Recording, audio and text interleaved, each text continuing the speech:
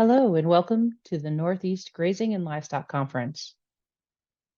I'd like to take a moment to thank our sponsors, the National Grazing Lands Coalition, American Farmland Trust, Farm Credit East, Morrison Custom Feeds, Natural Resource Conservation Service, and the Vermont Agency of Agriculture, Food and Markets. Please take a moment to visit their virtual booths for more information about their work. I'd also like to thank our partners, the Cedar Tree Foundation and the Forest C and Francis H. Latner Foundation. They help make our work possible throughout the year. The entire New England Grazing Network would like to thank you for your participation in our first annual Northeast Grazing and Livestock Conference. Enjoy the conference.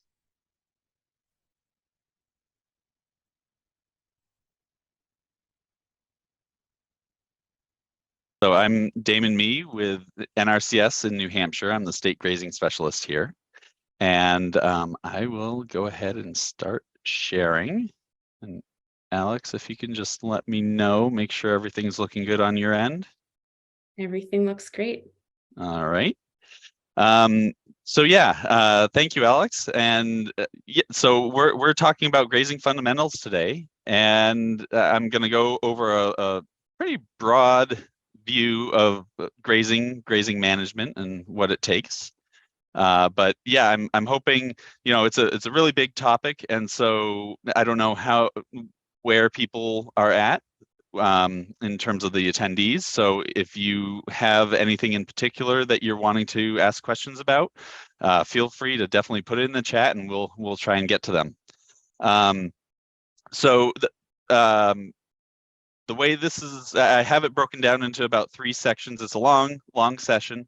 So I have it broken down into 3 sections. The first one's a little shorter, and then we're going to take a 5-minute break, and then a longer section, and then another break, and then we'll finish up. And just before the breaks, I'll also take some time for a question and answer. But just to give you a little preview of how it's going to pan out today. So I guess without further ado, I'll get this started. So the first thing I want folks to think about is animal management on pasture is really a tool, and you can use it to improve the resource or degrade the resource. We've all seen pastures that look like either one of these, and that comes from the type of management that is going into that the animals that are grazing on those pastures. So the way that I'm encouraging people to think about their grazing management is that there are these 4 main things to kind of pay attention to, or kind of steps that you can take, and those are plan, implement, observe, and then adapt. And so that's kind of the general order that we think of it in, but you don't necessarily have to start at any particular place. And there's a lot of jumping around out of order as well to make this work. And that's part of where the adaptation comes in. But you might just get some animals, try observing for a while before you come up with a plan, and then kind of adapt that plan as you're implementing it.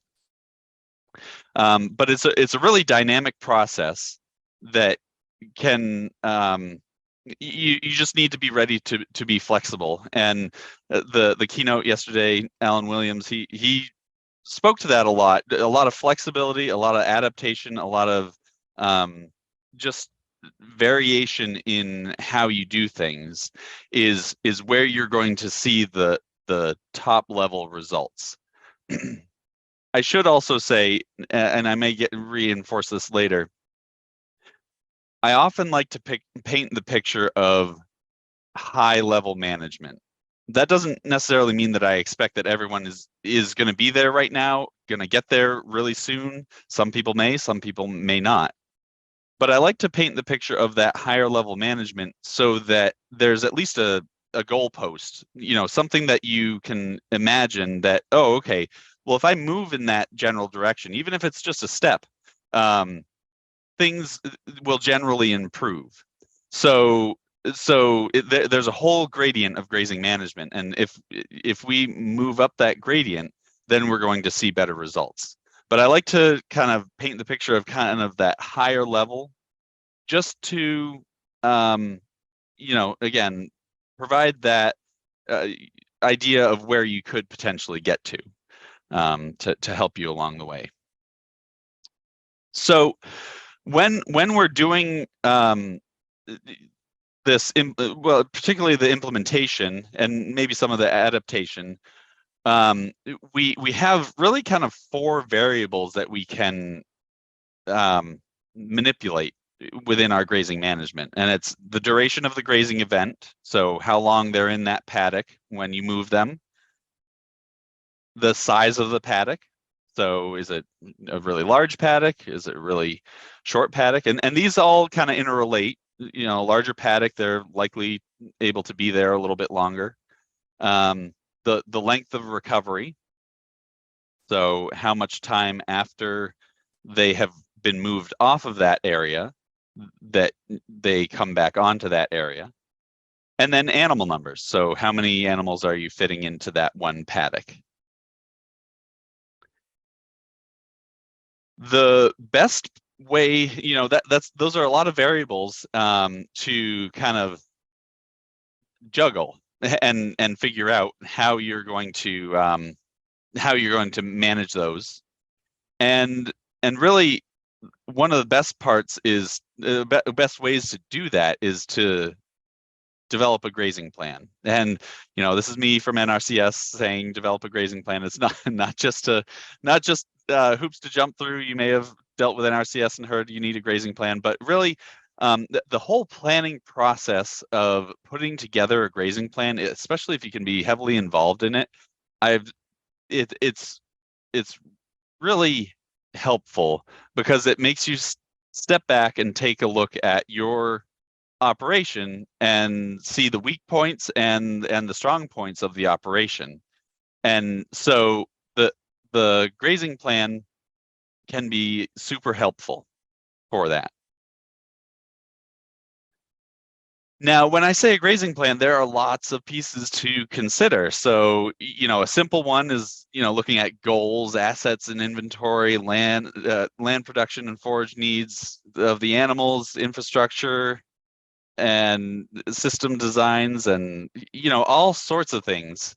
And that's just for a simple one. And then you start thinking about all the other things. Oh man, this is a long list of things that you have to really think hard about, and some you may not have an answer for necessarily. And so often, and even myself, I'm not sure I've taken my advice as well as I should have in putting together a grazing plan for my place. It can be daunting and hard to know where to start, because these plans can be really complex, and depending on your personality, some people like to have every detail figured out. Some folks are willing to wing it a little bit more, and so I'm encouraging folks to go a little bit more on the wing it side, and just be ready to be observant and adjust. So winging it with putting a plan together in a way. So you don't have to get exact numbers. You don't have to figure out exactly what you're going to do at certain times, but get an idea, start thinking about all these things. But where the most important part to start with, and if you didn't do anything else, if you just started with goals, just step back and think about what your goals are, because we often jump past this point and get into okay, these animals are going to go there, I want to get these animals, I need to, there's all sorts of day-to-day things that we don't, that kind of leapfrog over our time to think about goals. And so I would really encourage people to really step back and think about what your goals are. Is it maximizing production? Is it just having animals and having fun, and having a few animals on the side and having fun with them? Is it trying to use some animals to eradicate some plants, that all sorts of stuff. So what are those goals? So these slides, I have to say, I am borrowing from Jen Colby. She put them together, this next series of slides, and I appreciate being able to use those. So are you looking at biodiversity goals? Are you looking to get rid of some plants and encourage some more biodiversity? Because all these goals will kind of inform how you should best operate your grazing management. And you need to make sure that your goals are in alignment, so that you don't have friction between them. They're not pulling against each other. And if they are, then you try and figure out how best to kind of find a compromise between them. Or are you looking to really increase production? You've got some poorer quality forage, and you might want to turn it into a higher quality forage. Or for those of you in the chat this morning, here's Troy Bishop and his famous grazing chart.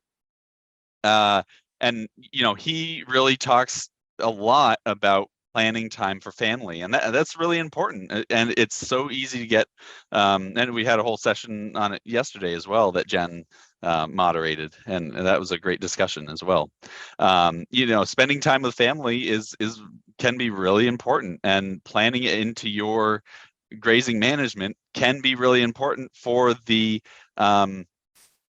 sustainability of your operation, of doing that management. Because if it's not rewarding, satisfactory, and enjoyable, then it's less likely that you're going to continue doing the management that you are thinking you want to do. Or do you have a challenge with the summer slump, when the forages slow down in the heat of the summer that we run into up here in the Northeast? Or are you looking to add more species onto the farm? Or are there particular invasive plants that you want to target? Or do you, again, want to improve the forage quantity and quality and quantity, or soil health? All of these things can really go together, or many of these things can go together. But it's important to know what your top goals are, because these grazing animals have, I like this. I think Jen, I don't know where Jen got this. She might have come up with it, but the grazing animals have 4 feet and a mouth and a tail. And so you got to make sure that you are using all of those tools. The mouth for the grazing, we usually think of that. The feet we may not necessarily think of, but you can use it for impact. Some of that disruptive grazing, if you were in on the talk yesterday with Alan Williams. Or you also, the tail end, the manure coming out the back end, and urine are also really valuable things to be able to control a bit where the manure and urine, those nutrients, are deposited. So, like it says here, each affects the environment positively or negatively depending on the management. So going back to my first slide on here, depending on how you manage things, it will have a positive or negative effect on different characteristics of the environment. And so having clear goals of what you want to achieve in relation to that, to the different aspects of your environment, that's a really good way to get yourself set up for achieving what you want to achieve. So, I would really encourage people to take a moment, step back, think of your goals, and in order to kind of set yourself on a path that will get you where you want to go.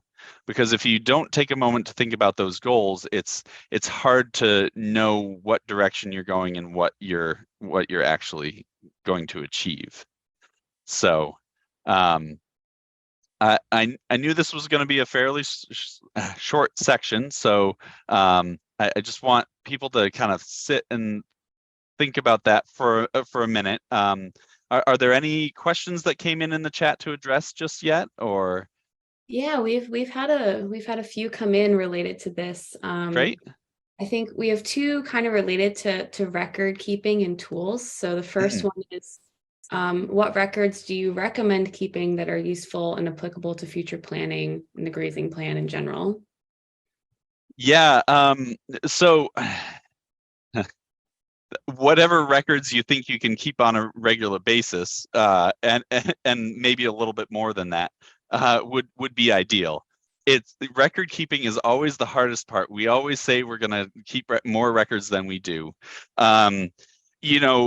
Really, again, the records depend. What records depend on what you're looking to get out of your grazing system, because if you're looking to increase yield, then you're going to probably want to take some yield measurements over the course of the season so that you can compare and know where you're going. I think at the very least, knowing where your animal, if you go back and look back over your records at the end of the year, kind of having an idea of where your animals are or have been over the course of that season, for how long, and then you can get a general sense of how much you've been able to support. Another, so that's kind of knowing what you did. The other part is looking at results. So there are some tools to evaluate your pastures. One that we use at NRCS is called the Pasture Condition Score Sheet, and that is available for people to use. It's fairly self-explanatory, and I think that could be a potential tool for people to use for recording results, because you can have the records of where the animals are and how long they were there, but that doesn't necessarily capture what that management is doing to the pastures. So having a way of evaluating the pasture is also really helpful. So kind of having a beginning, middle, and the end type of measurement is really great. I know Troy, on his chart, he often marks down rainstorm events and stuff like that. That's great. If you do soil testing on any sort of regular schedule, be great to capture all that. Rate of gain of your animals. If you have a way of weighing your animals, there's a variety of different bits of information that you can capture. Again, though, it goes back to what you're trying to achieve. So if you're trying to achieve something, it's great to have some metrics around that so you can tell how you're doing. But at the kind of lower level, I think where your animals were and kind of an evaluation of the results that you got from it would be kind of the baseline that I would say would be a great place to start. That's great. Thanks for that answer. You actually answered the next question, which was tools and techniques for monitoring. However, this person also asked, and maybe you have more that you want to share, but this also asked for tools and techniques for developing your grazing plan. Do you have any recommendations there? Sure. So we'll start with tools and techniques for monitoring. So the pasture conditions score sheet is just one. There are there are other evaluation tools out there to very detailed degree. The Savory Institute has some metrics. I'm blanking on their acronym for it at the moment, but they have some very intense metrics where it's quite a detailed survey and evaluation of your pastures. But there are other tools out there. I can't think of any off the top of my head. But just looking at even just measuring pasture growth and biomass, and there are a number of ways of doing that. One way is getting a little quadrat, which is just a scaled version or a scaled down size of the field. So if you cut that, you can do some multiplication to kind of expand that to the full field or per acre, per pounds per acre production. So you can do that. There are also a number of gadgets like a rising plate meter. There's some near infrared stuff that can evaluate the health. There's the Brix meters that some people use for seeing sugar content. So there's a variety of things out there. And I think whatever you can do on a regular basis to whatever you feel like you can use on a regular basis to do that, I think it's that would be the place to start. So in terms of starting to put together a grazing plan, at NRCS, we have a number of, each state often has a slightly different version of it, but we do have a forage animal balance worksheet that then also has some grazing plan elements to it. You know, the forage animal balance worksheet kind of tells you how you're doing. Do you have too many animals, not enough? You know, how's your production? And then the real important part of that plan, though, is getting into the contingency plans of what you're going to do when things don't go as planned, because all these plans are great, but if we're not ready to adapt, we can't stick to a particular prescription. If we're not ready to adapt, then we're going to run into some challenges. So those are a place to start. There are other tools. There are some virtual tools. Pasture Map and Maya Grazing are the two that I know of. Does Farm OS have something like that, Alex? I think there's something along those lines. Farm OS is a good record keeping tool. Pasture Map for sure has a lot more of that planning component. Yep. Okay. So there are some out there.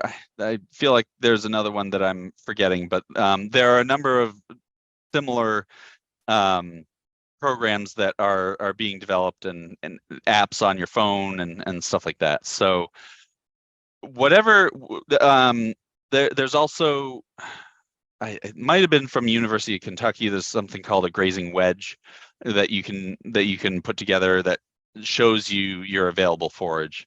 So those are all great tools to potentially use to help develop a grazing plan. Talking with resources like NRCS or Extension, you know, other folks with knowledge can be a great start as well. That was an excellent list. I tried to write everything down, maybe get a community post going where others can share what resources they use. We'll get a number of questions rolling in. I'm gonna kind of push some of those off to other sections, but sure. One more kind of relevant one here is what are some of the most important places to invest your time for future grazing success? Ooh. I'd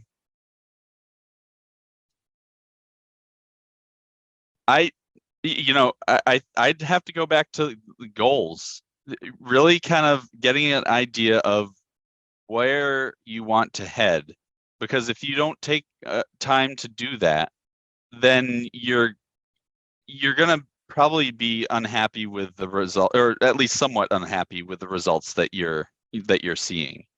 And so if you can try and set yourself up for success in that way, I think that's really the the best place is to spend a little bit of time, invest some time, and then we'll talk a little bit about infrastructure. I think that's both time and money, but making sure you have infrastructure that's going to be reliable, and taking time to do it fairly right, as right as you can afford. I guess I would say, those two areas will reduce, in the end, reduce the amount of time that you have to spend on the whole operation, because if you have goals, you kind of know where you're going, and you don't have to pause throughout the season and think, oh, how do I really want to do this, or where am I really going with this? And so I think spending a little time on both of those items will eventually save you time in the long run. Well, I feel that is an excellent segue to our break and moving on to digging into some of those infrastructure and tools and investments in the next section. Yeah, well, that sounds great. So why don't we just take I like, on a long webinar like this, I like an opportunity to get up and move around, and kind of ponder over what I just heard and get ready for the next section. So the next section, we'll be talking about grass and what it wants out of our management. So why don't we take 5 minutes here? I think we're almost at the top of the hour, so why don't we just call it 12:05? We'll start on the dot at 12:05.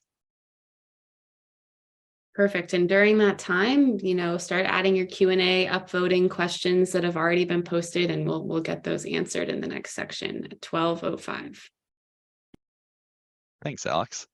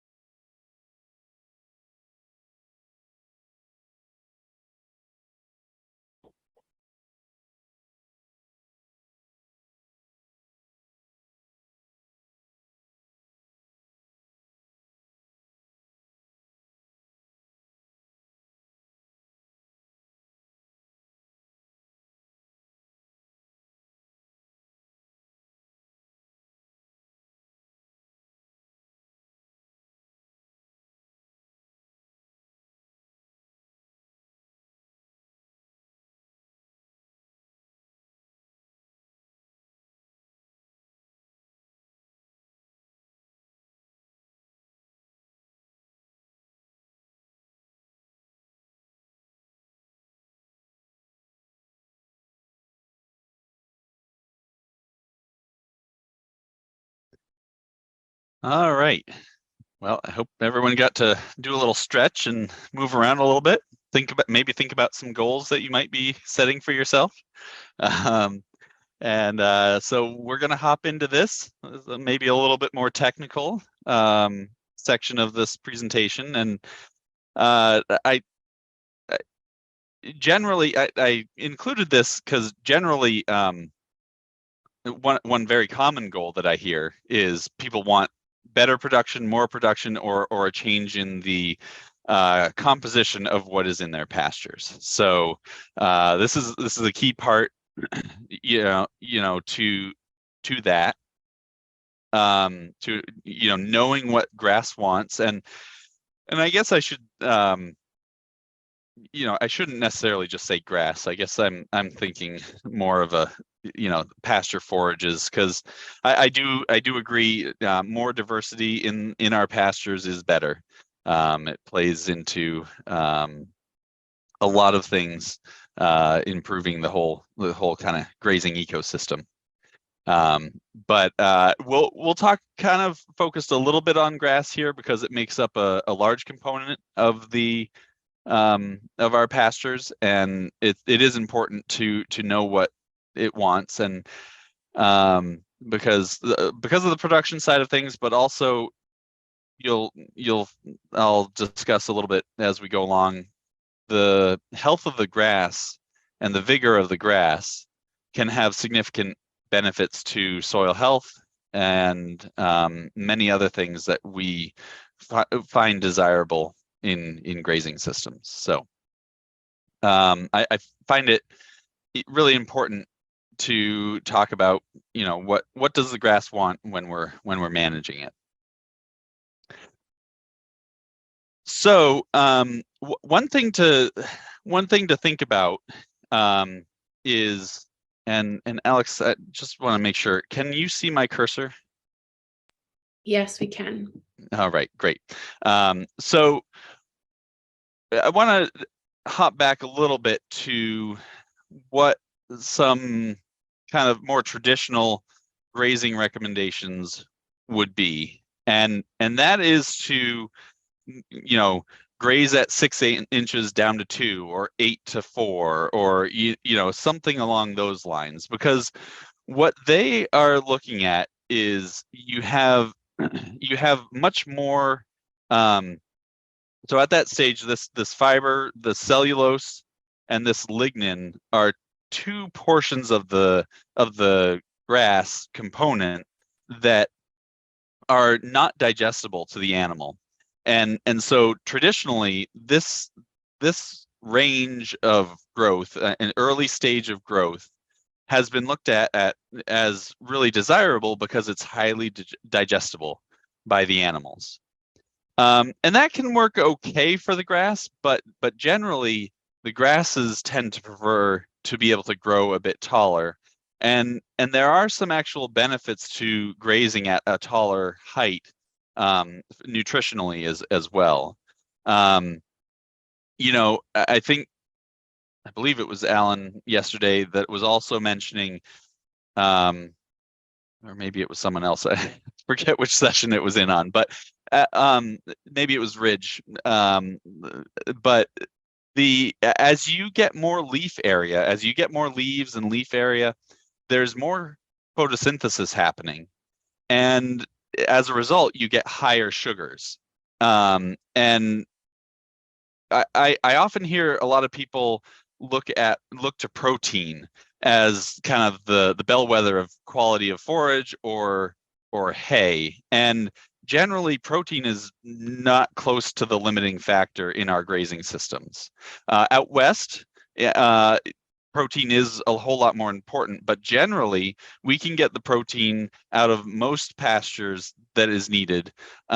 If you're dealing with high production dairy cattle, you might be getting close, or if it's a really poor quality pasture that you make them eat a lot of, then you may be struggling on some protein levels, but generally we can meet the protein requirements. And then in fact, if you have too much protein in the diet, it costs the animal energy in order to be able to process that excess protein and send it out the back end as generally urea through the urine. So grazing at a higher grazing height allows for a higher energy content and more of a balanced diet in a way. And so I would encourage folks to start thinking about trying to graze, somewhere in this range where it's, the seed head is just starting to come out on some grasses, and the others are quite tall, have a lot of leaf area, and that not only works good for nutrition, but as you'll see a little bit later, or as we go through this, it ends up working well for the grasses. So for those of you that remember the old antennas on cars that used to telescope up, sometimes the fancy ones would telescope up when you turned them on. I sort of think of grass growing a little bit like that. So there's a growing point down at the very base of the plant, and then it pushes up and puts out a leaf. It pushes up and puts out a leaf. And so it's elongating as it goes up, as it grows taller. So I just like to kind of provide that image of that. That's really how grass is growing, and the bud, the growing point, ends up elevating up and then coming out as the seed head. So you do want to be careful not to graze too low in many cases, because if that growing point is still low and you don't graze that off, the grasses will recover a lot faster. Now, if you do end up taking the growing point off, that's okay. You end up having regrowth from these dormant buds right on the root, and those will just start growing, but they are further behind where the grass plant is, where you're at, where you're that you have grazed, that has grown. So it will be a bit slower recovery. So you are playing that balance. I'm saying wait till that seed head's elevating, or seed head is coming out. So you are maybe grazing some of the growing points, and that that's okay. But also the point is to not graze down too far, because you might miss some of them and allow for better recovery at that point. So the other thing to think about is that there are different grasses have different ways of recovering, and so orchard grass, the dormant buds on orchard grass are usually a lot more. They grow a bit more and then sit ready and waiting, whereas Timothy has stays in that little tiny dormant bud, and so it will take longer to recover. So knowing what your grasses and what they prefer also is really helpful. So Timothy needs a longer recovery time in order to fully recover than orchard grass, just because of that kind of physiological difference in the grasses. So each grass is a little bit different in that way. So a lot of people also talk about some folks, you may have heard four-blade grazing, four-leaf grazing, and that is looking more at the regrowth of the plant as opposed to height in general, because there are a variety of, if there are stressors on the plant, they may, I've seen some plants with 4 leaves that are, maybe only 2-3 inches long or tall, and there were some heavy stressors on that plant. But you want to look at kind of the physiological recovery of the grasses to know if they are really ready to be regrazed. I've also seen some tall plants that only have a couple of leaves, and they still need a little bit more time to recover. So This is on a ryegrass plant, but it is similar for many others. So this is the remnant leaf, and then here's the first leaf that grows out, and then you got the second leaf, third leaf, and then you got the fourth leaf. Really, I like to see the fourth leaf fully out like this, just to make sure that on average across the pasture, you are sure that you have some pretty good recovery. So the importance of looking at leaves is kind of what I mentioned before, is the amount of photosynthesis that's happening. So well, I'll get to that a little bit, but a lot of the photosynthesis is very important in the recovery of the plant. So when it's really low like this, really short like this, and it's grazed off, you'll see there's a huge dip in the sugars, the water soluble carbohydrates here. That's the WSC, but it's really just the sugars, the energy in the plant. There's a big dip, and then once it starts to get more leaves, it starts building again in the plant. Content starts building again in the plant, and then it gets to a point where it levels off, and it just kind of stays approximately at that level as it continues to grow taller toward putting out a seed head and producing seed, because that's what all the plants want to do that we're dealing with. Their mission is to put out seeds. So we need to kind of think of that as we're managing them. And like I said earlier, if we take off that growing point or it gets to a seed head, that portion of the plant thinks, well, I've done my job for the year, so I don't need to do any more. But then some other parts start growing. If the growing point is still intact, it says, oh, well, I got set back, but I still need to keep growing in order to put that seed head up. So looking at this, going back to this recovery, the energy in the plant is really important for not only the health of the plant, but if you got more sugars, you've got more energy in the plant, and that energy is really important for growth of our animals, production of our animals, and just better health of our animal production. So the nice thing too is, as grass grows taller up above ground, the roots get deeper, a lot deeper.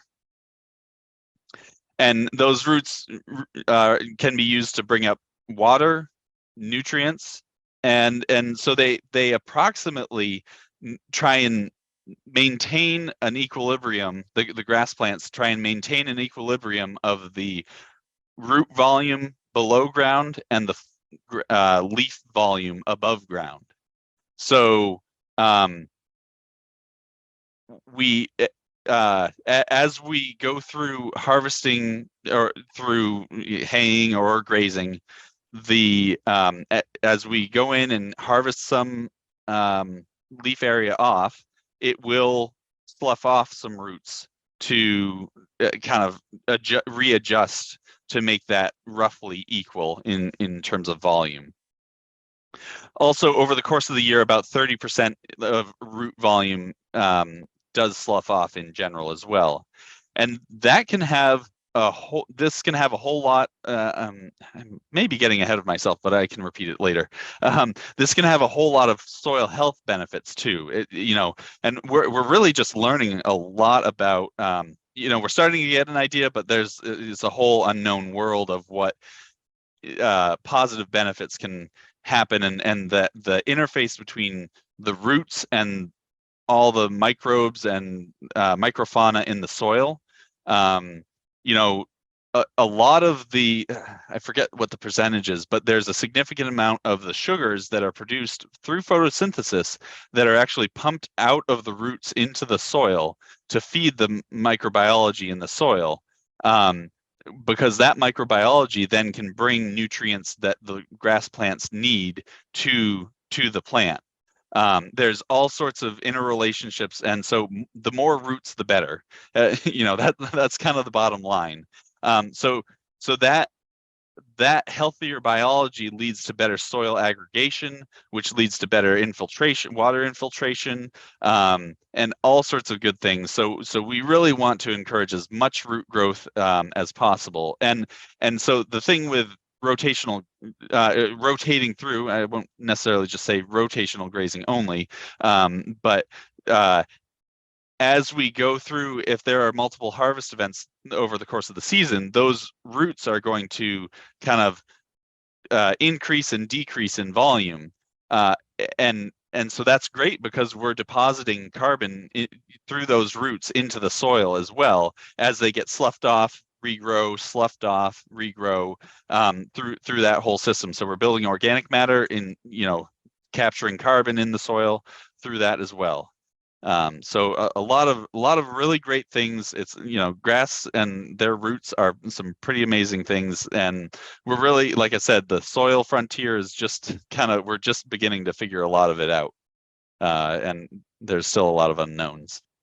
I'm going to jump in with a question. Sure. I think it maybe I'm getting ahead of us as well, but we had a question about, in particular, about mowing, and basically the question is what's the role of mowing, and should you mow when grass gets too long and you don't have animals to graze? And then if the answer is not mowing, what do you do to benefit that grass quality and that soil health enhancement that you're talking about? Right. So if you don't have any animals at all, mowing can kind of create some of that, but then you do end up with a buildup of material there. So really having animals in the system is really important to having everything working together. So if you are mowing, first I'll say this, if you are mowing for hay, based on what we were talking about before, raise that mower up. Higher mowing height is better. If you can get a lot of mowers, the highest you can go is like maybe 4 inches here, but if you can even get a little bit higher, that's even better. In terms of mowing for clipping, so if we're talking about it after the animals have gone through, and you want to try and level the playing field for the grasses, if there's some weeds that you are concerned about, you can go through and go and clip mow the pasture. But what you want to do is avoid mowing the grasses that were grazed. So you want to just try and take off the tops to set those plants off that didn't get impacted by the animals. And the other important point to that is you want to do it soon after the animals have moved off, because that way you don't impact the recovery of those grasses as well. Now, if you say have a lot of grass that got ahead of you in the spring, say you have a lot of acre or more land than what your animals can keep up with in the spring, which is fairly common here. In terms of that spring flush, it's hard to keep up with the spring growth. Some people do go ahead and do a clipping ahead of their animals, maybe 30 days ahead of the time that they're going to be there. The folks go in and do a light clipping just to kind of reset the grasses, and that can work. That can kind of keep it in a more vegetative stage. If you the funny thing is, I've also seen some pastures that have some really tall grasses. There's still a lot of good stuff in the top 6 inches of the canopy. And I've also, if you sit there and watch your animals, they're going through and biting off all the seed heads and eating all the seed heads, and it's kind of cool to watch. And the old adage, once you see the seed head, the quality is dead. Well, I think that is a bit skewed, because whenever we take a forage sample, or in the past, from what I understand, from all the studies that I've heard of, they take a clipping of the whole plant and analyze that. But if you watch the animals, that's not what they're eating. They're eating the top 6 to 8 inches of that kind of below the seed heads, kind of that top canopy layer. They're really eating that and some of the seed heads, and not a whole lot of that tough lignified grass, and that lignified grass is getting left behind. So there is still some quality there. You just need to be able to adjust and account for the change in the situation that you have there on the ground. The other thing is, if you want to try and reset the grasses, going in and clipping the tall, mature stuff that is left behind can help with resetting that. But also, if you are grouping your animals up a little bit tighter and trampling down the taller stems that are not eaten, that can also help to reset the grasses to regrow. But it also incorporates a lot of that, trampled onto the soil surface to be integrated into the soil. So those are some, it's kind of a wide range of different clipping, cutting managements, but I hope I was able to capture what the person was asking about. Yeah, thank you. That was awesome. And yeah, to whoever asked that question, if you have any follow-ups, feel free to raise your hand or throw it in the chat, the Whova chat. Great. Anything else at this point? We have maybe this is while we're stopped. We also had some questions related to manure spreading. Once or twice per year after each grazing, avoid at all costs. You want to speak to that? Yeah. So I think manure spreading, you have to be aware of the potential risks of it in terms of spreading disease. But if you have composted manure that can filter its way down onto the soil surface, then that is less of a risk. If it's just raw manure out there, for one, I think it'll make the feed less attractive to the animals. And then also there's a bit more of a risk of disease or parasite transmission.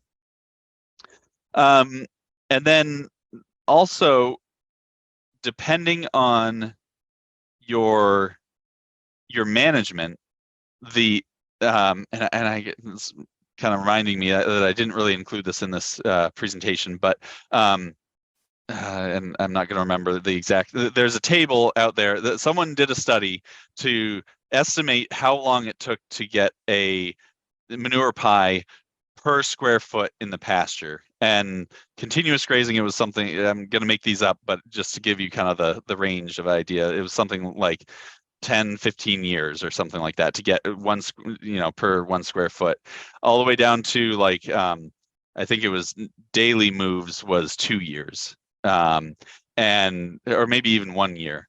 And so with grouping your animals up and moving them more frequently, you will get a whole lot better nutrient distribution. And so why I'm saying this is, if you're doing that for a while, it's probably worth doing a soil test and looking to see if you actually really need to spread manure on your pastures, or if there is potentially a better place to use that resource. But I generally like to say, so if you can spread it early in the spring and let it get washed in, I think that can be okay if it's a light coating. Fall is generally better, but I like to see it early enough in the fall where the plants are still growing and can take up a lot of those nutrients, especially nitrogen, because nitrogen's so volatile, it'll go so many different places. So and there isn't a whole lot of nitrogen in manure or composted manure that has been, I should say, stored manure or composted manure. The nitrogen has, a lot of the nitrogen has been used up or left. So there isn't a whole lot, but you want to try and capture as much of it as possible. So spreading on a growing crop is better. So hopefully that answered that question. So should I keep going, or is anything else pertinent at the moment, or? Yeah, I think you can keep going. Okay. We'll come back to questions. Sounds good. So I wanted to just talk a little bit about the response to harvest, and there's kind of, this is a fairly, a bit older little diagram here, and I see this situation more commonly than I see the next slide, which is the cycle of plenty. So uncontrolled grazing, keep in mind that can be overgrazing or undergrazing. So if you have too large of a pasture or a paddock, that can be detrimental as well, because they selectively graze and move the nutrients from one area to another, and you get some depletion there. As we all know, kind of the overgrazing, looking like a golf course or anything like that, can be also be really detrimental, and you end up with species degradation, weed infestation, reduced output, and then you have to decrease your stocking rate, or it just, overgrazing gets worse and you spiral down faster. And so you kind of end up in this difficult cycle. Whereas on the other side, with controlled grazing, you get that fertility return and potentially even fertility buildup that I was talking about, and you can have a great stocking rate, and you get when you group animals up and you're moving them more frequently. Not only do they get in the habit of moving frequently, but there's a bit of a competition factor. And so when they move into an area, they think, oh man, I better get this bite before my neighbor does. And so that really reduces the selectivity of grazing. And so you get more uniform utilization, which will end up in less, I'll say less weeds. The plants, very same plants might be in there, but they're getting eaten too. And so at that point, I don't really consider it a weed. So you get more even utilization. Because a lot of plants that are often called weeds, I've seen animals readily eat, even like bull thistle, or other things that we would think, oh man. Actually, my cows this year, they actually went for the tree line and ate a whole bunch of bittersweet and goldenrod before going into some of the pasture area that was also available to them. So depending on what they're looking for, depending on what they want, they will be less selective in what they want to do. And these were in fact city cows. I do custom grazing. These were city cows. They were confinement cows from a dairy farm that hadn't really experienced a whole lot. So I didn't even have to train them to any of that. Anyway, so you get more total utilization. You end up with some species improvement, or just better usage of the species that are there. And so then you're able to get to that potentially increased stocking rate, and so you have this better cycle that you're in. So what I wanted to this study, this series of slides, some of you may have seen it. It's a really fun one. So this was done to show the response to grazing. And so 2 similar orchard grass plants were chosen from a greenhouse. Both were managed the same for 6 months. They were clipped once a month and supplied with good fertility. And then the plant that you'll see on the left simulates the continuous grazing. So initially, at the beginning of a month, it was clipped to 1-inch height, and then clipped weekly for 4 weeks at that 1-inch height. And then the plant that you'll see on the right simulates rotational grazing. It was at the beginning of the month clipped at 3.5 inches, and then 4 weeks later it was clipped at 3.5 inches again. And so after those final clippings, you'll see the amount of regrowth. And I would say 3.5 inches. So this was done a while ago. 3.5 inches is still quite low for orchard grass, and you would be surprised the difference. I often say if you can, some people starting out don't have grass even this tall, but if you can go down to a residual of 4, 5, even 6 inches, maybe even higher, that's even better. You'll get faster regrowth. People feel like they're leaving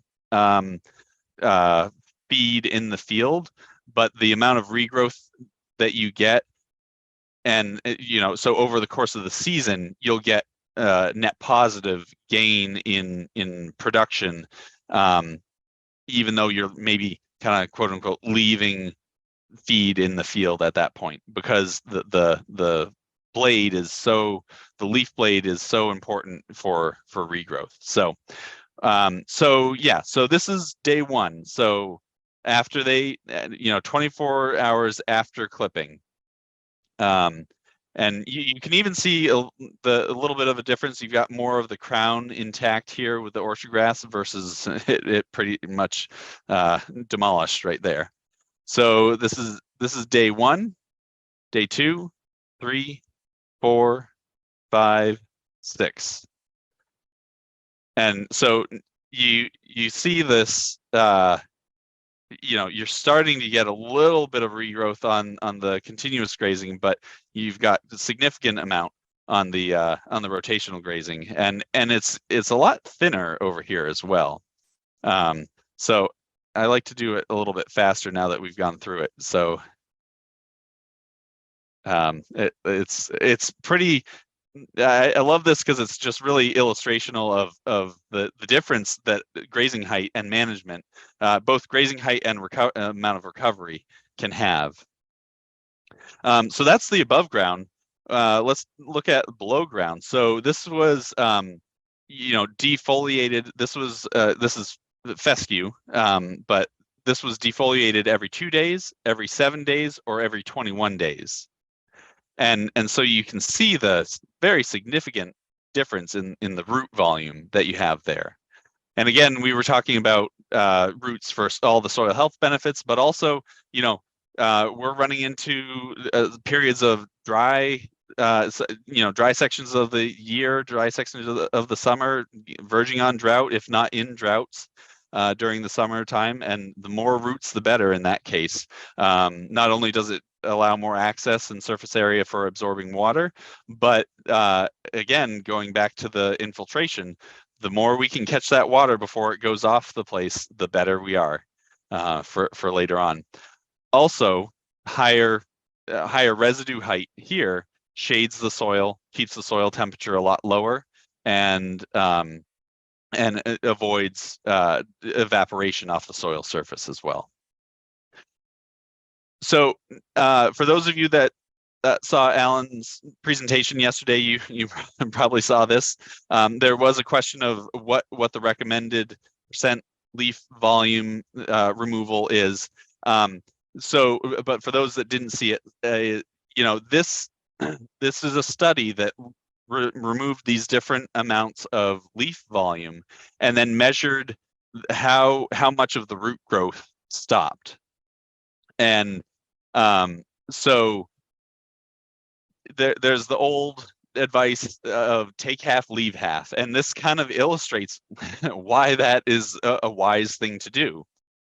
So there's 0% stoppage of root growth up to 40%. At 50%, you get a little bit of stoppage of root growth, but not bad.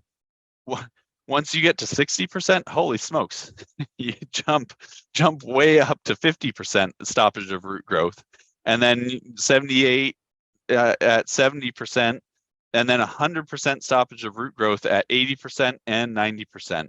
And one of the really interesting things is, so at 80%, the it not only just stops root growth, but it doesn't resume. The root growth doesn't resume for 12 days, or it didn't resume for 12 days after that leaf volume removal.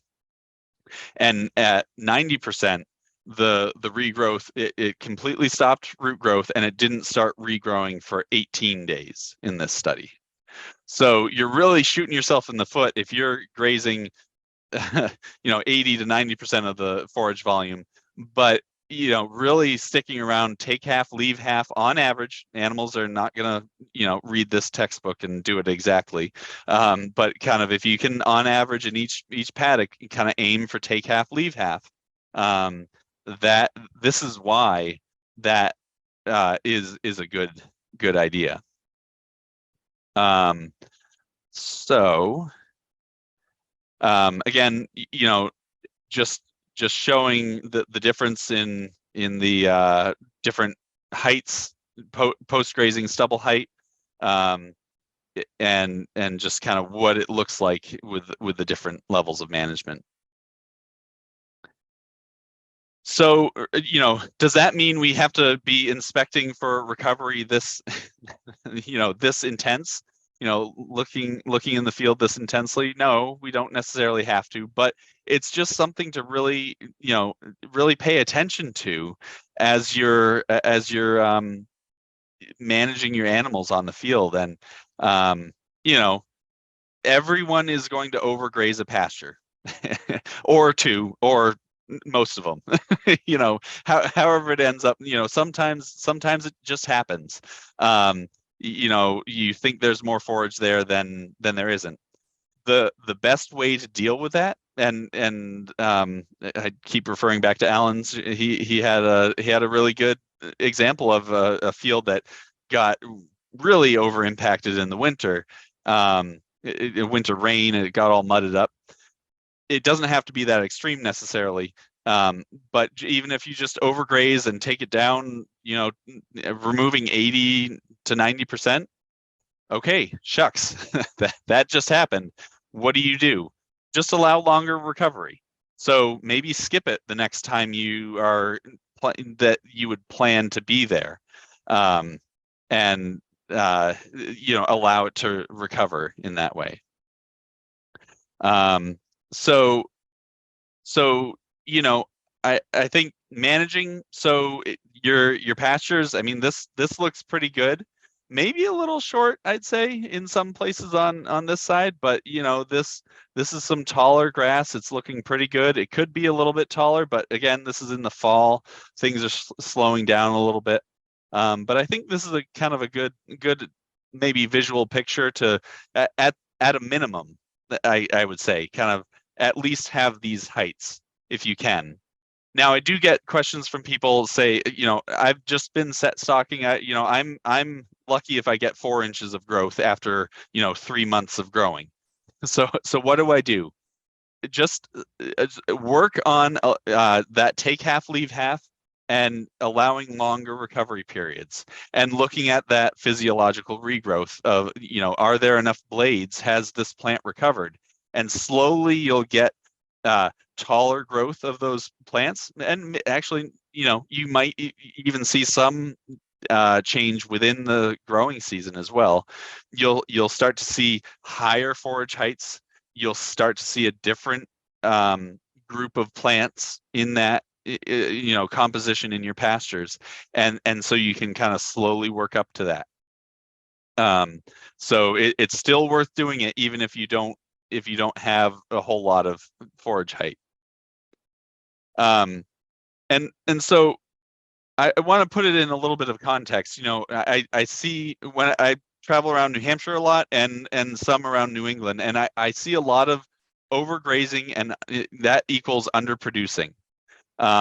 We have a lot of time and money spent on haying, and often our animals are grazed on the land with lowest potential for production, or we try and expand into areas like wetter areas that are just not going to produce as well. And the other thing I see is operations have a restricted land base. So going from a more set stock operation to a rotational grazing system, even so, some people have problems with the term rotational because that means you're just going around in a circle.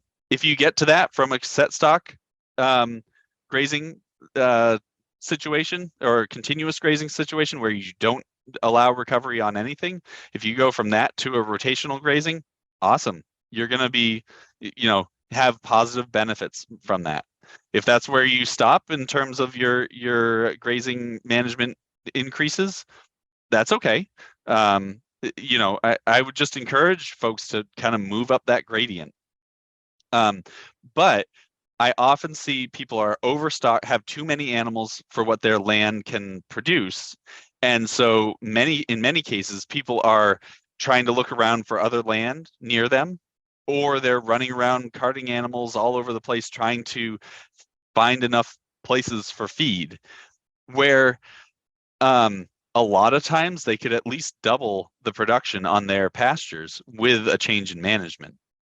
And so doubling production, that sounds great, but if you think about that, that's doubling your current acres. So you're getting twice the acres that you have, right, currently, right, without adding more acres, because you've doubled the production of what you're used to getting off of your acreage. And so rather than trying to run around and find other acres, focus on what you have and make sure you have the right stocking rates to make it easier to treat the grasses and your pastures correctly, so that you can increase that production and then ramp up your animal numbers, if that's what you're looking to do with your goals. So just wanted to kind of put what for the production systems, what that grass management can do for you. It can get you a whole new farm in a way, because you could potentially significantly increase your production without having to pay a lease or buy more land or pay all the extra expenses that go along with extra land. So let's go to questions before we have another break. I feel like there might be quite a few.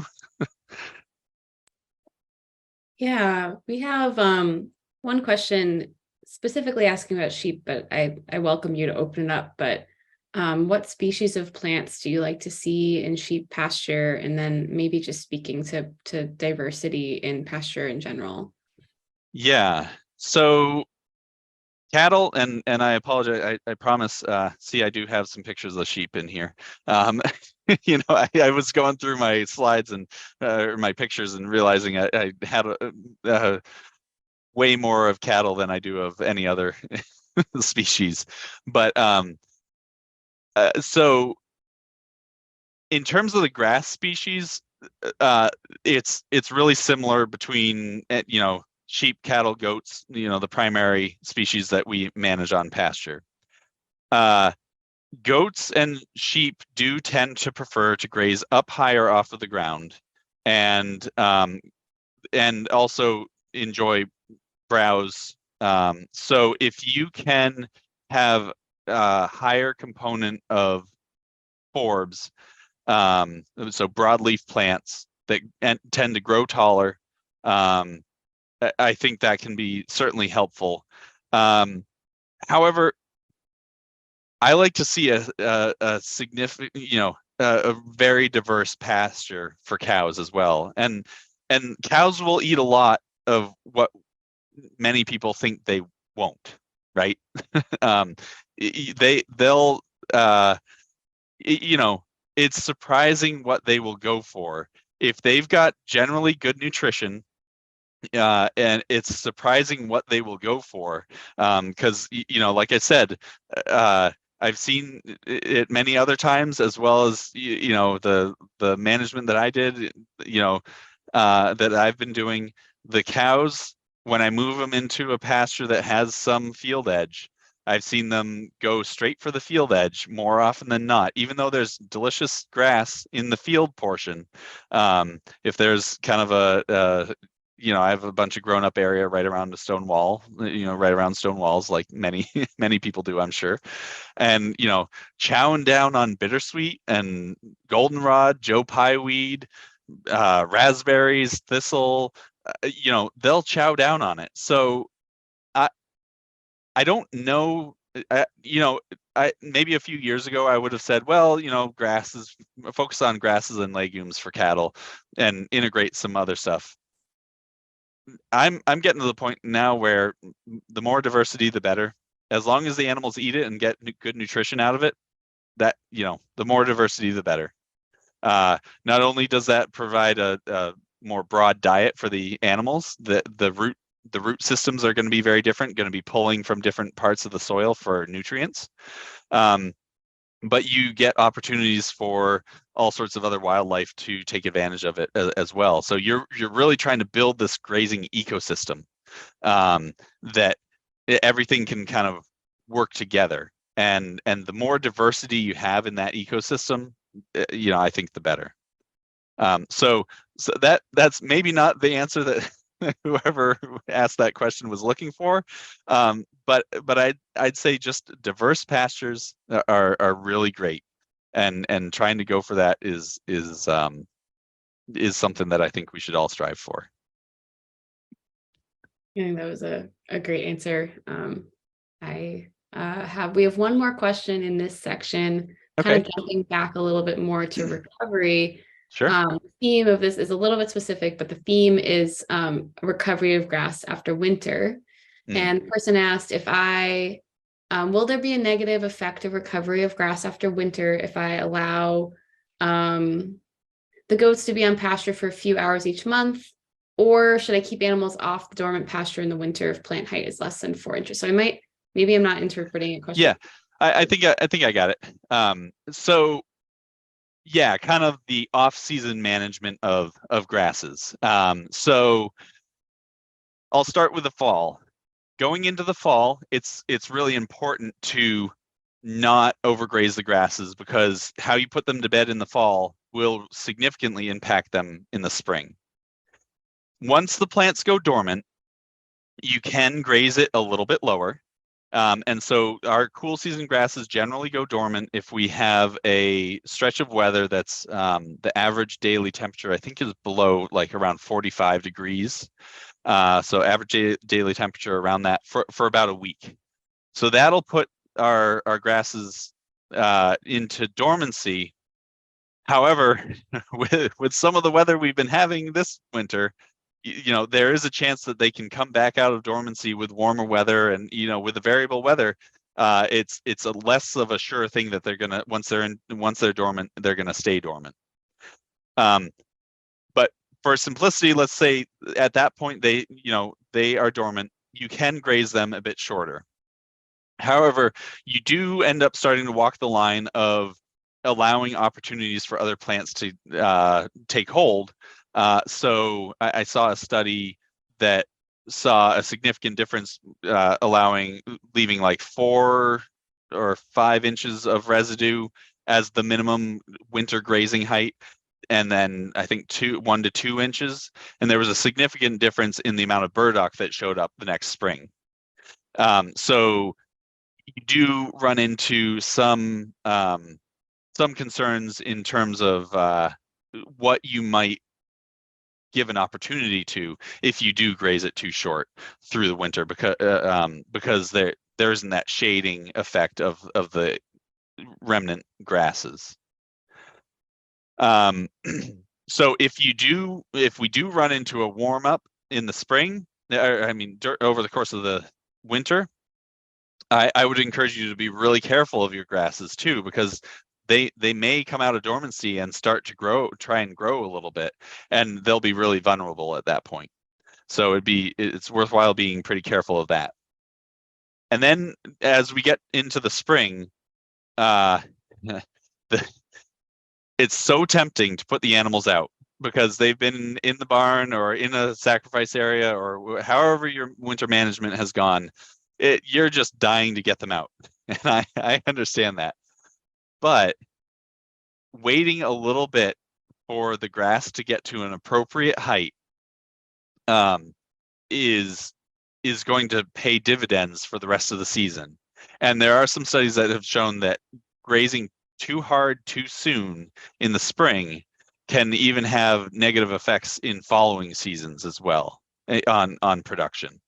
So the other pressure is you're kind of feeling like the grass is getting ahead of you, and so that can be a concern as well. So there are a lot of pressures to get out on the grass, but I encourage you try and hold back until the grasses are ready for you to graze them. And so we talked about clipping early. I'll just mention this briefly. We talked about clipping ahead of the animals earlier to set the grasses back.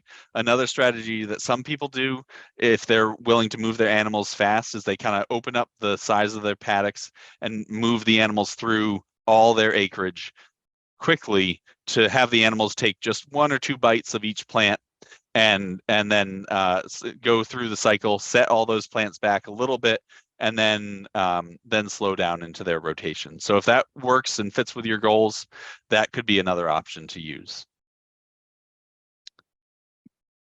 Awesome. I think that we can go on to the break now and go to our next section. Okay, great. So yeah, the next section, I'll just be talking a little bit about kind of what the animals are looking for and how to provide that for them with fence and water systems. So we'll be talking about that. Why don't we come back just after 1? And this goes till 1:30. So I feel like there's going to be a lot of discussion, or maybe some discussion on the infrastructure portion of things. So I want to make sure we allow time for that. So I'll try and move quickly through the beginning part of it so we can get to that discussion. So I'll see folks back here. Why don't we just say right at 1 or just a little bit after, and enjoy a little break. And if you have questions, feel free to throw them in the Whova chat, and we'll get to them. So, all right, see you in just a few minutes.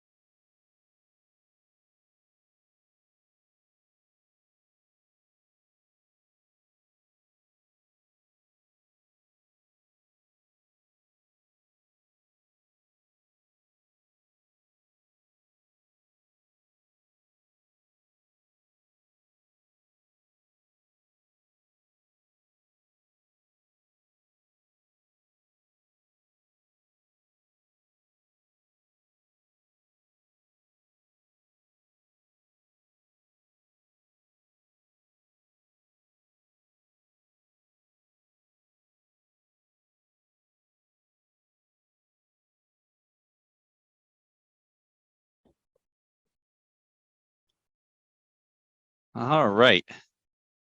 Well, I think we will, oops, need to get over here, then my slides will go forward. I think we will get going on, so talking about a little bit about, so we've talked about what the grass wants.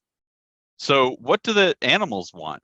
What are we, in order for them to do well, we want to provide them with what they want. So one of the first things that they want is a consistent diet. And all animals, if you have pets at home or any sort of animals, if you've transitioned them from one diet to another, it's always a good idea to do kind of a gradual change, right? So this, consistent diet, it works a lot better for them. Or you may have seen animals in the spring, they get loose manure. It's because of that diet change. A lot of nutrients are going out the back end because their system isn't ready for that, and then slowly they do adjust to it. So there are those significant diet changes that are more apparent. But one thing I want to mention is that is maybe overlooked by folks is that when animals when animals go into a paddock, they go for the tastiest morsels first. They just are looking for the best top quality stuff first, and then they'll go back around and look for stuff again. See what's kind of the second best stuff, and then then they go back and settle for the stuff that they didn't really want but still is okay. So the longer you keep animals in a particular place, the more the quality of that feed degrades, because they, like I said, they've taken away the most nutritious stuff first. So when you keep your animals in a paddock for a week, or if it's maybe even longer, but even a week, that puts your animals on a bit of a roller coaster in terms of a diet. So you move them into the paddock, it's really really high nutrients, or the highest nutrients it's going to be, and then as you leave them there, that nutritional value drops and drops and drops, and then you move them into the new paddock and it's high again, and then drops again, high again, so you end up on this bit of a roller coaster, which can be challenging for the animals. And so it's reminding me, I should have looked back at the study. I think it was Jim Garish that did a study about the rate of gain based on frequency of moves, and there was a big benefit to moving every few days in relation to the rate of gain, because the animals are able to have a much more consistent diet. They're not on that roller coaster like I described.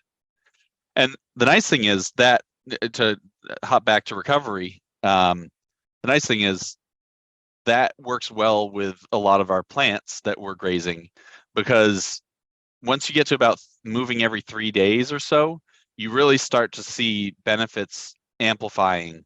So if you move every 3 days and don't allow that second bite, because the grasses tend to start regrowing after a couple or few days, and that gives the animals an opportunity to take a second bite of that plant and set them back. So if you can keep them in a particular area for 3 days or less, you really start to see things snowball in a positive way. And so that works really well for the grass, but it also provides a much more consistent and energy dense diet for your animals as well. So again, that's kind of ideal system, that I'm putting out there. But and I'm just wanting to point that out so that anything you can do to move in that direction will be somewhat beneficial. But the tipping point that I've seen in a lot of studies is usually right around 3 days of residency time in a particular spot, is where you get kind of the amplification of the benefits. It really starts to, you get that cycle of plenty really ramping up that I talked about earlier. So the other thing is good, clean water that is readily available. See, more sheep. Look at that. I have to say, I think Bill Fosher took this one and sent it to me, so I have to give him credit for this one. And then salt and minerals. So this is a mineral tub on the far side, and then salt lick on the close side.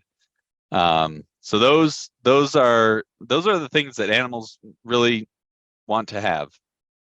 Oh, and one more thing.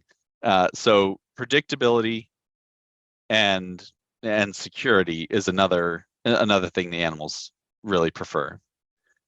So how do we provide this? Well, for one, a good proper stocking rate. So stocking rate, I guess I shouldn't assume that people know what that means. So stocking rate is basically the number of animals you have per acre, or per acre of pasture. And a decent rule of thumb on fairly decent producing pasture here is about, to provide feed for a whole grazing season, about 2 acres per 1,000 pounds of animal is kind of a rough rule of thumb to get you started. If you don't want to go into all the calculations and of a forage animal balance or anything like that, you can start with right around 2 acres per 1,000 pounds of animal. So that's multiple sheep, multiple goats, maybe multiple young cattle. So you just add up how many 1,000 pounds. It's also called an animal unit in some places. So per 1,000 pounds of animal, you need about 2 acres. Now, with good management, good production, good quality land that can produce a lot, not the kind of more marginal quality land in terms of production near wetlands or really sandy soil, anything with a potential limitation. If you don't have those limitations, then I've seen 1 acre per 1,000 pounds, maybe even a little bit better if it's really cooking along. So that can be a place to start for your stocking rate. Now, if you have really poor production, if you have a pasture that you're lucky if you get an inch of growth on it, you're going to have to adjust that as well. It might be more like 3-4 acres per animal, 1,000 pounds of animal. So you'll have to adjust it accordingly. But that's a good rule of thumb to kind of get yourself in the ballpark, and then you can adjust from there. So fence systems, we provided what the animals want with these fence systems. We use the fence systems as tools. So here's one. This is a case where they couldn't get enough. There was some bedrock, and they were trying to use this concrete block instead of an H-brace assembly, which is the normal way of putting one together. So we'll see if that post stays straight. But it was one way of doing it. So fence system. So you got elaborate, pretty expensive fence systems like this. A good energizer, and not necessarily, doesn't have to be stay fix. They're not around anymore anyway. But a good quality energizer that is going to power the fence and provide a lot of juice, because most of the fences we use for management of the animals it's just a psychological barrier. It's not physical. And so we want that to be a strong psychological barrier so that the animals will, maybe training is an important, training the animals to it is an important part. And they will get zapped a few times through that. But the idea is that they learn a strong enough lesson that they don't really get, they don't get close enough to it to get hit after that, because they can even feel if it's on or not without even touching it. They have the ability, their noses are sensitive enough to be able to kind of sense that. So having a strong energizer is really key to making this work. They are expensive, and joules is what you want to look at, not miles of fence or anything like that. The number of joules is what you want to look at. And there are a lot of good resources out there to help you design a fence system. So definitely take advantage of those. The other part that needs to go hand in hand with a strong energizer is a really well-built ground field. So ground rods, adequate ground rods in soil that stays wet is really important, because otherwise you're not going to get that shock that we're talking about. And you're not going to get the control that you need of the animals to keep them where you want them, to keep them safe. And so that is really important. So you've got fence systems as elaborate as this, with all the jumper wires electrifying all the high tensile wires.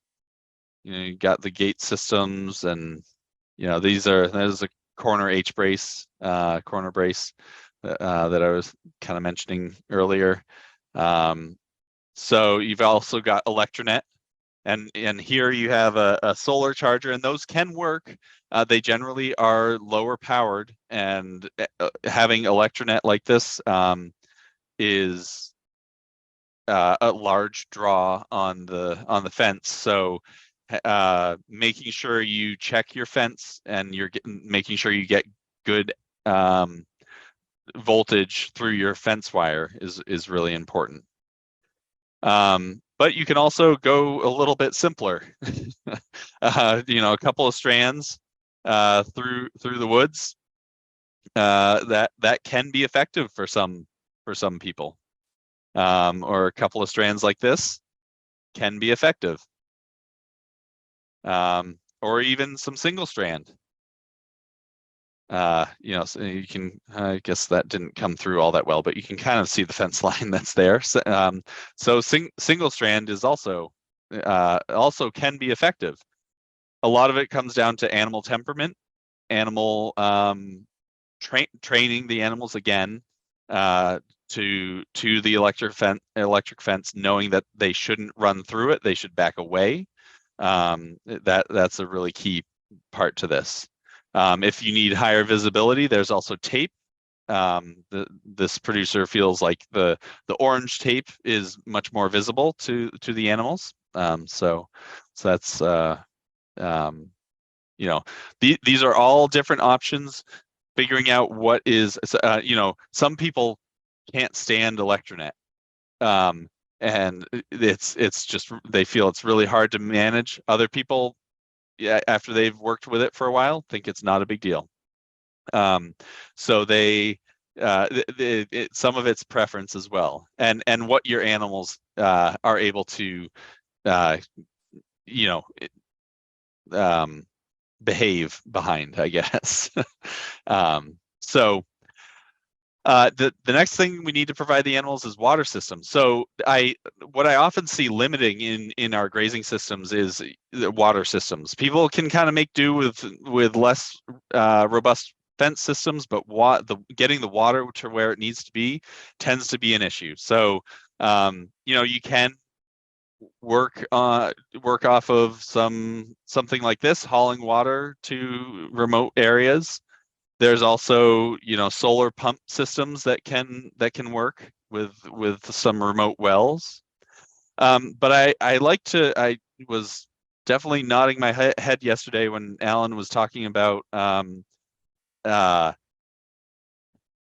with your infrastructure, especially pipeline, with the infrastructure that you put out there, try to minimize it. And this can go for water systems and with fence. Try to minimize it as much as you can and try and make it as flexible as possible, because your production systems are going to change. And, that may still mean that you need a high tensile wire perimeter. That's fine. That may still mean you need some buried pipeline in certain places, but I like above ground pipeline as much as possible. I really liked his idea of lay flat, using some lay flat. That's kind of in certain situations. I think that so lay flat pipe. Most people kind of identify it as like fire hose, but they have it for irrigation. It's blue or red, or a few different colors. But once the water is out of it, it lays flat, hence the name. So making it so you're having above ground pipeline as much as possible is really great, because it can be changed, moved. You can add into it. You can fix it easily. You don't have to dig down if there's a leak or anything like that. So I like that a lot. So above ground pipeline. This quick connect, they're really handy. Some sort of quick connect. I generally don't only name one company. This is the only one that I know of. It's Plasson, Plasson, and they are quick connects that work really well. It has a little ball valve in there, and you stick this end of the this piece comes out, but you push that in, it opens the ball valve, and you have water pressure. You pull it out, the ball valve closes, and you don't have any water coming out there. So those are really nice, and they're relatively inexpensive. You can go a much less expensive route with kind of cobbling some other quick connects together, or like actual valves and stuff like that. But this is a nice all-in-one type thing. But having those quick connects makes it easier to move the troughs and move the water systems, and it's allowing for flexibility, allowing for your systems to adapt and change over time is really great. And you'll thank yourself in the future if you if you allow for that. So the water troughs, as long as you have adequate flow and refill rate. This is for sheep. Sheep don't drink a whole lot, especially when there's a lot of moisture in the forage. This is a guardian dog, of course. That's not a sheep. But something as small as this, I believe this was supplying like 50, 60 sheep. Something like this works pretty well. This is a setup that I've seen pretty commonly. A little half of a plastic barrel with a float valve in it. And, the thing is, you just want to make sure you have adequate refill rate, and you don't need a whole lot of water volume if you have adequate refill rate. And the closer the water is to the animals, the more frequently they will go and take sips rather than waiting a long time to guzzle water.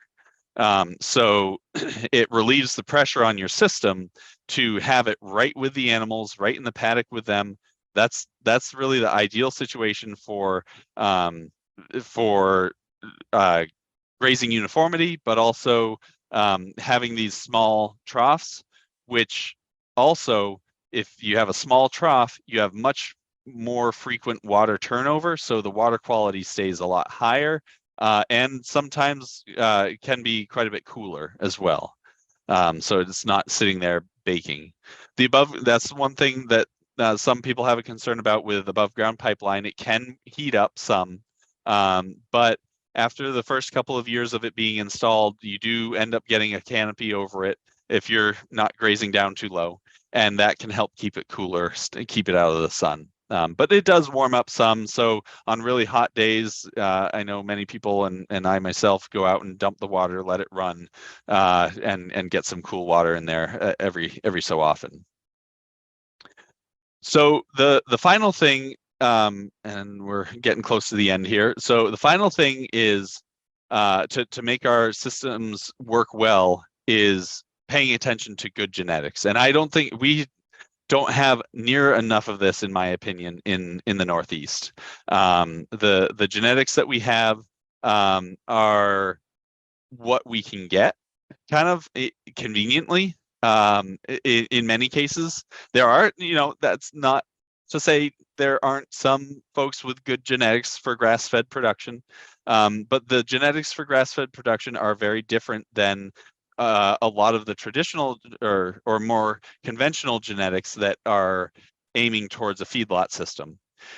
So, these are about 6-month-old red Angus, and they're, they're looking really good. They're shorter, stockier, and they're gaining. I was talking to the farmer the other day. They've been gaining somewhere between 2.5 to 3 pounds of gain per day through the winter on good quality baleage. But they're still able to maintain that rapid rate of gain because of their genetics. And so that can make a huge difference to our grazing systems as well. Just wanted to do a brief plug for that at the very end. So that's all I have. I guess we have like 9 minutes. Maybe, I don't know if we're allowed to go over a little bit, but if there's a little, I can stay over just a little bit if need be. So are there some questions out there, Alex? Yeah, and we can definitely stay a little longer. So please add more questions to the chat. But before I jump into some of the lingering questions, we have a clarification question, which is, does the 2 acres per 1,000 pound of animal rule allow for making hay as well? No, that's if you are just grazing the animals, providing all the feed that they would need for the summer. Okay, great. And then Yep. while we're on that, we were just in the water topic. We have Sure. a question around what are your suggestions for a well that runs dry? Would you deliver water by tank, or what is the best time investment there? Yeah. So I see lack of water quite a bit. A well that runs dry, that's challenging. Evaluating, not knowing the site necessarily, evaluating the options for adding an additional well in a lower spot that might be able to have more water coming to it through the soil profile. A deeper well potentially. If that isn't in the cards financially, because that can be a large cost, then hauling water can be an option, or try and plan your rotations for the animals to be there during times of the year where the water is going to be higher. That would probably be the least expensive option. But it does limit you in terms of the use of that pasture. So that can cause some problems. But those are kind of that's kind of off the cuff answer. But trying to evaluate what your options are for maybe a dug well that could go deeper. If it's an old well that runs dry, there are a lot of old stone water wells that have low infiltration rate, and often on the top of hills, oddly enough. So if you're able to get a little bit lower in the landscape, but stay out of the wetlands, that way you don't have to get any permits and stuff like that, wetland permits I should say, then you that's kind of where to look for some water. And some consultation. I know at least in New Hampshire NRCS we do provide some consultation on that at least, and there is some potential for applying for some cost sharing if it lines up with our program priorities as well. So those are some options. In other states they may have some different priorities, but I know in New Hampshire that there is some ability to help out with that. Great. And on the waterfront as well, pros and cons of using a ram pump?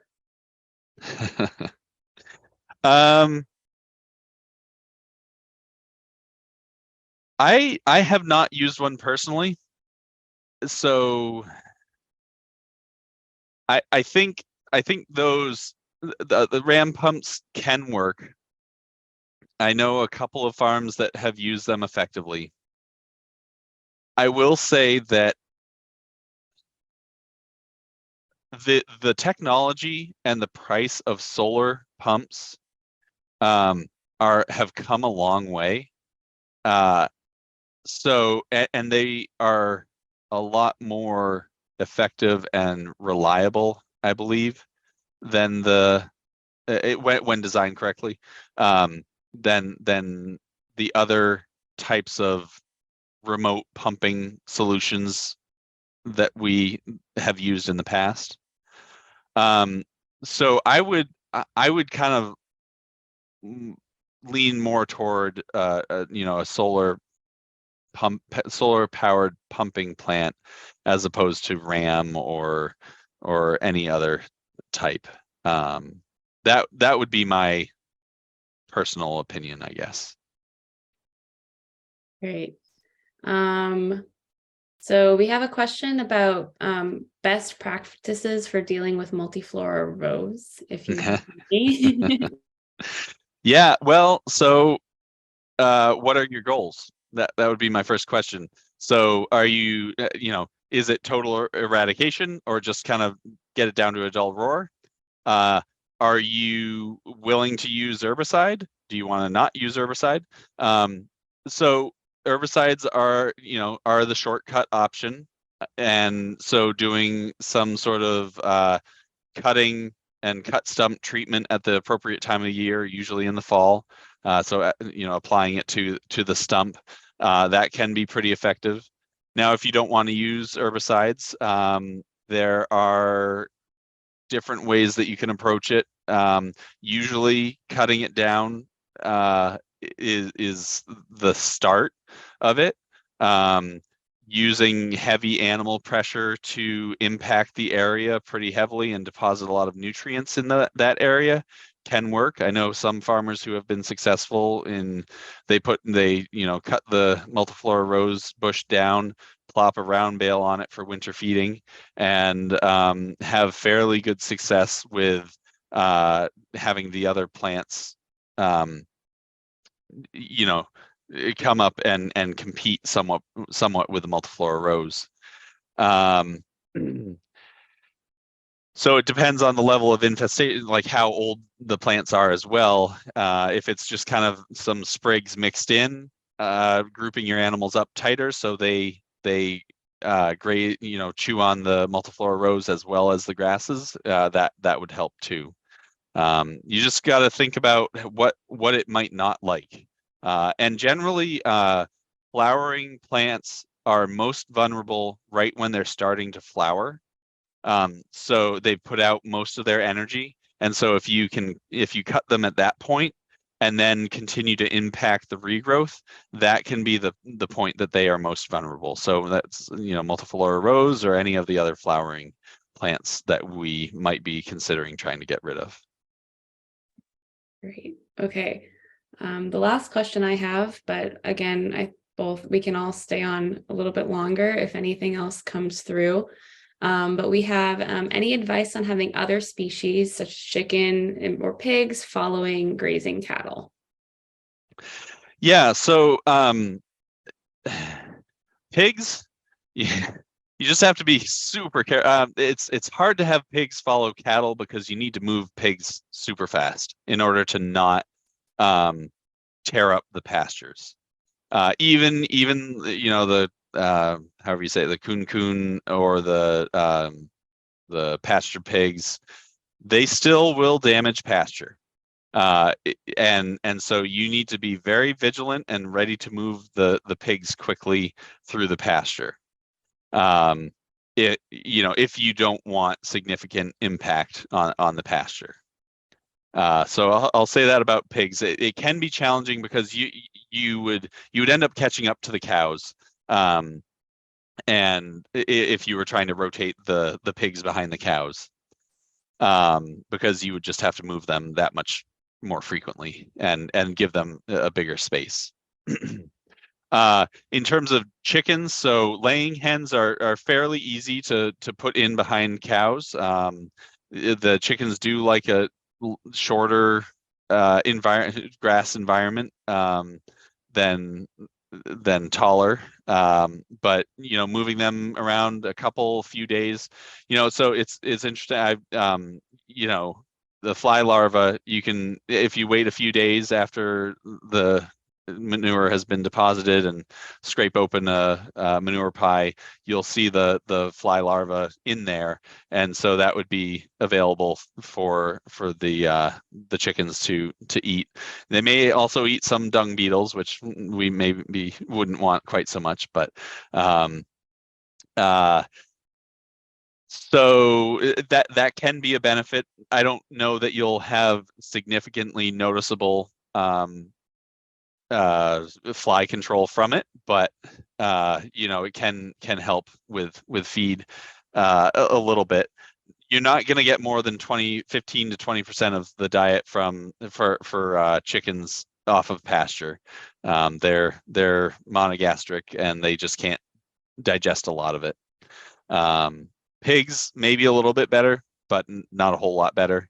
You still have to provide them feed, but that can be a way of importing nutrients onto the pasture. So if you're looking to add nutrients to the pasture, rotating the chickens or the pigs through, that can be a good way of bringing nutrients onto the fields.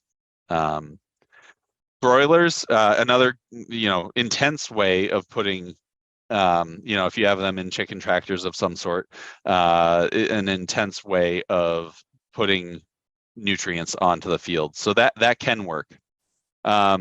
One thing, going back to the laying hens or broilers, I suppose, a lot of people say that they can help with parasite control. Generally, the parasite larva is too small for them to even see, so it would be difficult for them to provide internal parasite control. So there may be some accidental benefit if they eat some leaf blades with the parasite on it.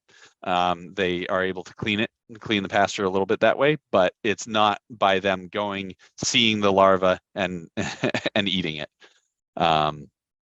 So you also have to keep in mind that is when you rotate anything else on the pasture, that is an impact that you have to account for, and depending on the level of impact that is applied to that pasture, you have to allow appropriate recovery time for those plants. So I guess hopefully that covered. I'm speaking in generalities here a little bit. It's a little hard to get more specific without talking about a specific situation. Yeah, I mean, I know there's a lot of variables to be looking at there. So Yep. Observation, and is the key. Training your eye is really the big part of grazing management. If it comes down to one thing, I guess goes back to the question earlier on, what's best to spend your time on? Figuring out goals, putting up some infrastructure, and spending time watching your animals and observing your pasture system. That is invaluable, because you'll notice things that they do. I liked Troy Bishop. He called it linger grazing. So he goes out there and lingers after he moves the animals, so he can watch what they do. And sometimes it's good to get out there. Sometimes can be, if they're rearing to go to the next paddock, you're not going to see a whole lot.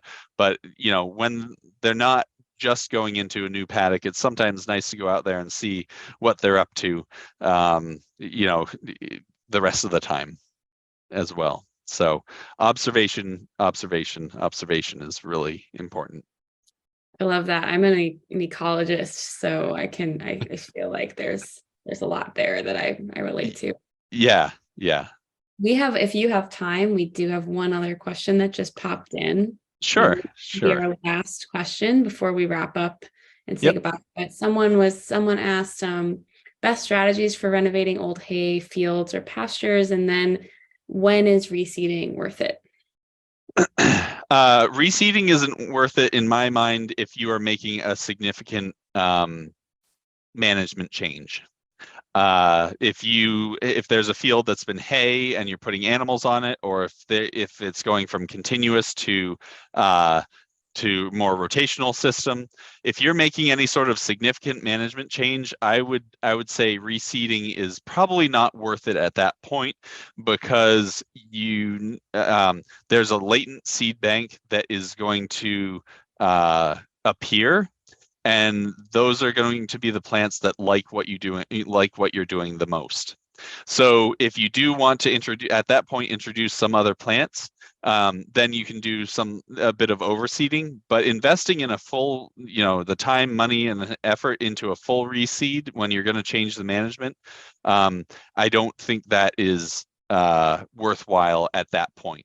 Maybe a couple of years down the road, after you've kind of settled into that management a little bit more, or given the land time to adjust, then I think that would be a good time to do it. The other time it's not worth it at all is if you are doing continuous grazing or low level of grazing, less frequent grazing management. If you have a lot of bare soil or really short grass, going in and reseeding is going to have a short-term benefit, but it's just going to go right back to what it looks like now. So I guess the only time that it might be a little bit beneficial is planting some highly traffic resistant plant that is not going to produce a lot, but some sort of highly, Kentucky bluegrass comes to mind, some red fescues come to mind that are sod forming, that can maybe put up with that really frequent grazing, close grazing. But otherwise, it's not going to benefit, you're not going to get your money's worth out of reseeding if you're not going to change the management from that. So then strategies on reseeding fields, on hay fields. Soil test always first, see what you're working with, and then adjust pH second. Then see what happens. Again, I've seen some fields that got no reseed. The field looked run out, low production. The farmer went and put a whole bunch of, the amount that was prescribed, he put wood ash on there and adjusted the pH, and you wouldn't believe what that hayfield looked like afterwards.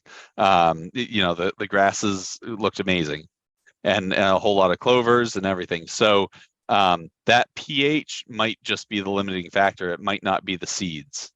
So again, getting the pH to where it needs to be or closer to it can make all the difference that you might need. If at that point you still need to do some reseeding, then I think it can be worth reseeding.